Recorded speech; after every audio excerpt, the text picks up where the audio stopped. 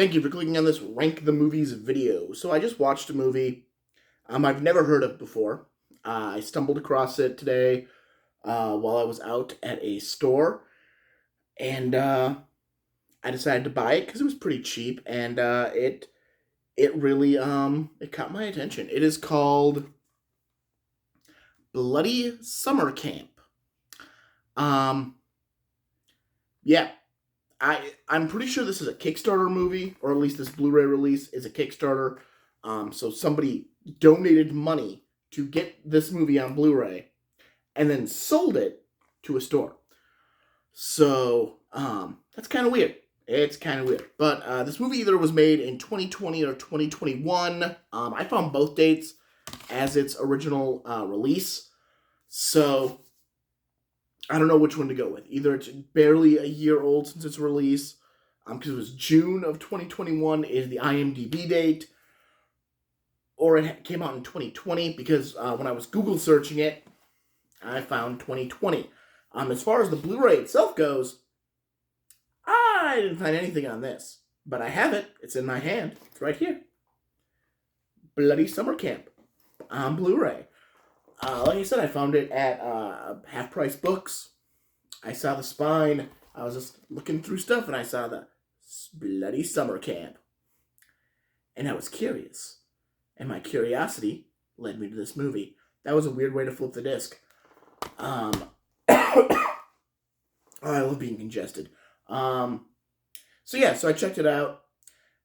First off, I knew this wasn't an official, mass-produced Blu-ray, because the back is black.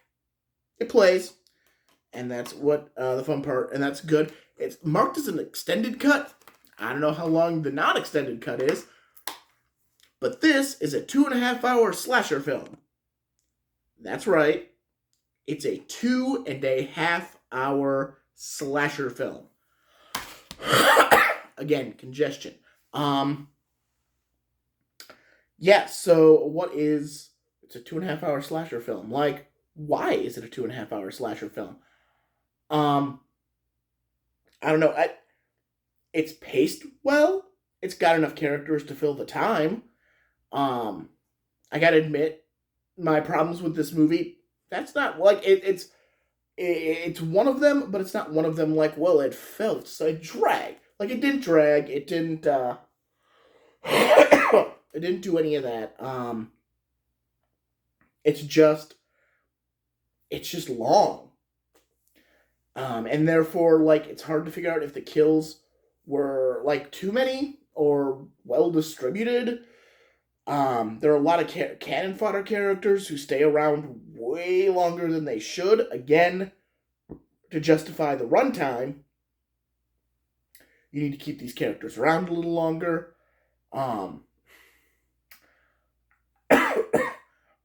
The hardest part of this movie was I figured out the killer right away.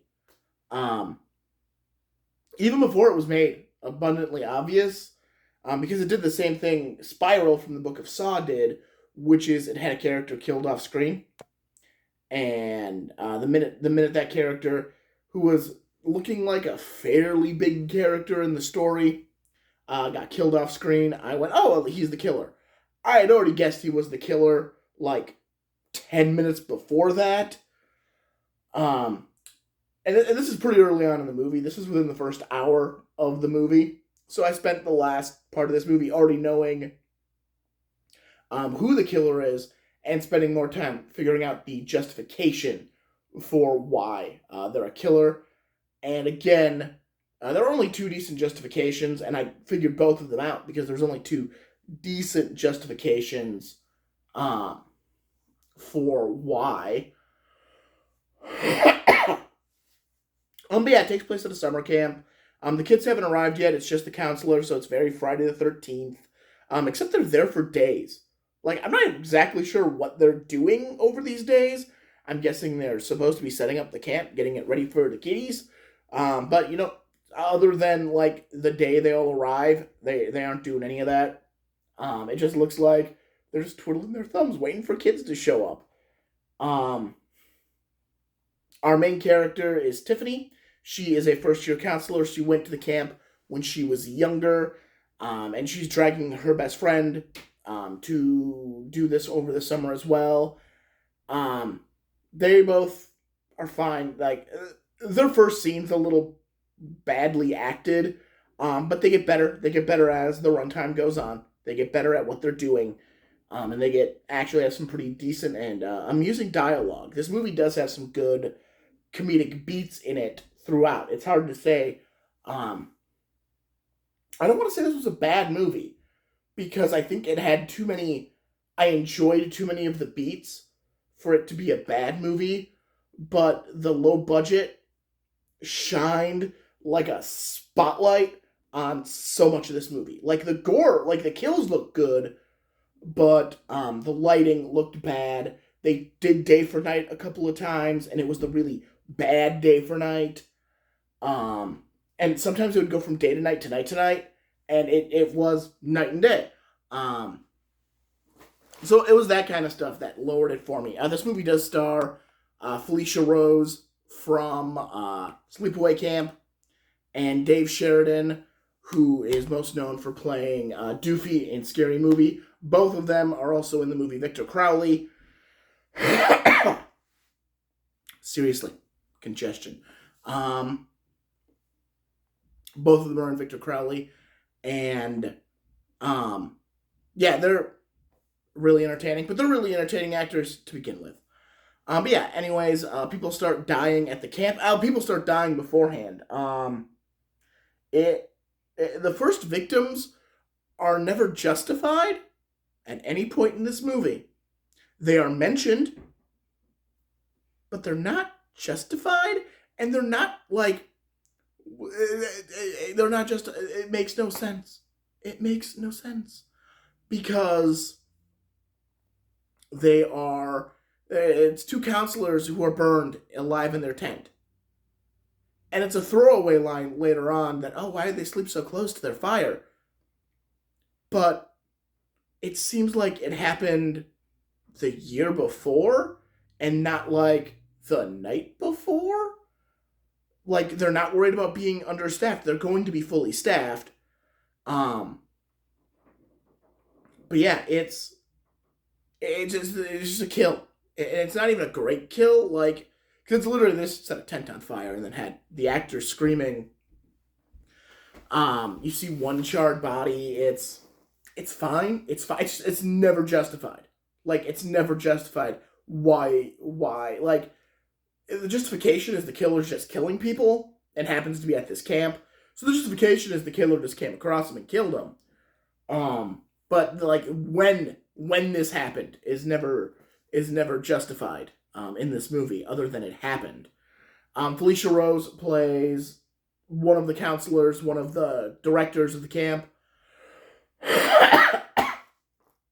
who's very by the book. This movie opens up with a tape of the rules of the camp for the counselors, where only one person on the tape is actually in the movie. The rest of the people who talk on the tape are not in the movie. They're just on this tape, which is like, well, when was this tape shot? Was this tape shot? Is this an old tape? But then why is the one character who is a co-director in his co-director colors, but what was just made co-director?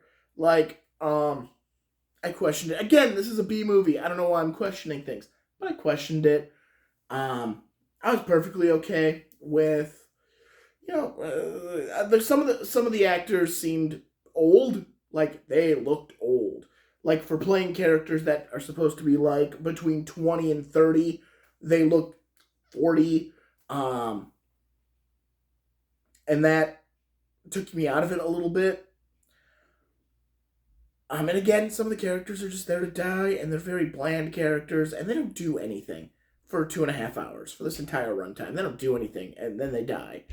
Which is fine. And sometimes they just throw characters at you, like, randomly. Like, there's a scene where, like, oh, you think you're meeting all the counselors. Like, that's what the scene feels like. And then they just go, oh, we need more counselors to kill. We're going to throw 3 more at you. And give them very vague plots.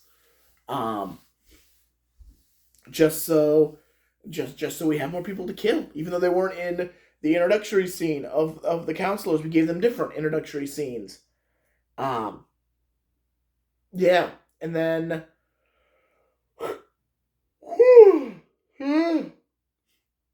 um, the first kill at the camp. The first kill at the camp is done by is the person who like does the payroll for the counselors, who is never mentioned again after they die.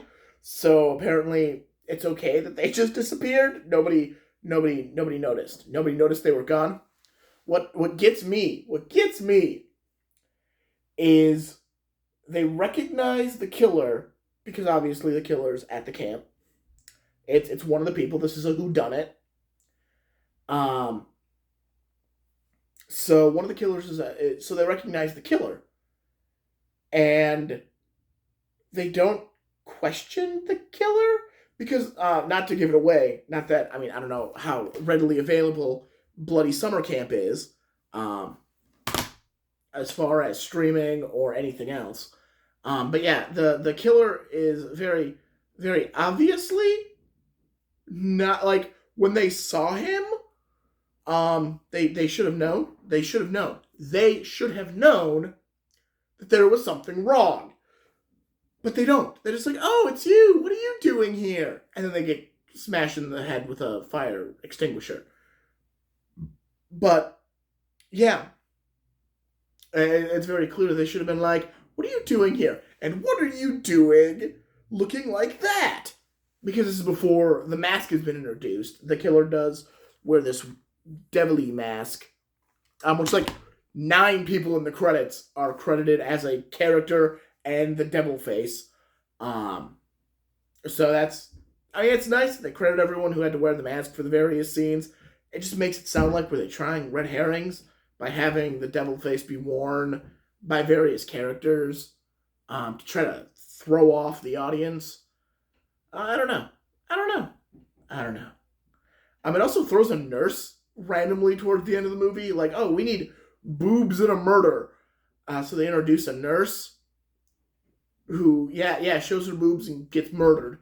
Who also, like, leaves the camp and then comes back on a motorcycle, but then switches back into her nurse clothes, and it's night. I'm like, why are you back dressed like... And then she just goes skinny dipping. So she shows up on this motorcycle in a skirt and tube top. She removes the skirt and tube top into her nurse's whites. Then she goes to the lake, removes the nurse's whites, and skinny dips. Why couldn't she just have skinny dipped after taking off the tube top and skirt? There was no reason. But yeah, overall, I just one I thought it was worth talking about. I thought I'd do a quick video on it. Drop a bonus for Bloody Summer Camp, written and directed by David Keir. Yeah, it wasn't bad. I wouldn't call it like great or anything. It was slightly above average. I mean, in the B horror movie realm, it was probably average. In B movie world, it was probably average. In real movie, it was probably below average. It all depends. It all depends on what lens you look at it through. It was perfectly enjoyable. Again, it's 2.5 hours. I didn't feel like I was watching a 2.5 hour movie, which is good. It's there's definitely some jokes and some scenes that are definitely worth checking out. If you get a chance, check out Bloody Summer Camp. Give it a watch. I'm Martin Prevost. Rank the movies. Like, comment, subscribe. You know the drill. I will talk at you later. Hopefully next time I'll be less congested and I won't sound as congested because I can hear it, and I'm sure if I hear it that it's coming through on this video. And I was actually gonna work on some actual Wednesday videos, but I don't want to sound like this in them because one, it dates the videos real quick, and my own brain does that by itself sometimes. But this also does it. So I'm gonna hold off watching the next movie for my at Wednesday reviews until I don't sound like this, and I can go more than 10 minutes without coughing to try to force phlegm out of my lungs. But this is more information than anyone watching this video needs to know. All right, thanks for watching. Have a good one. Stay safe and don't be congested.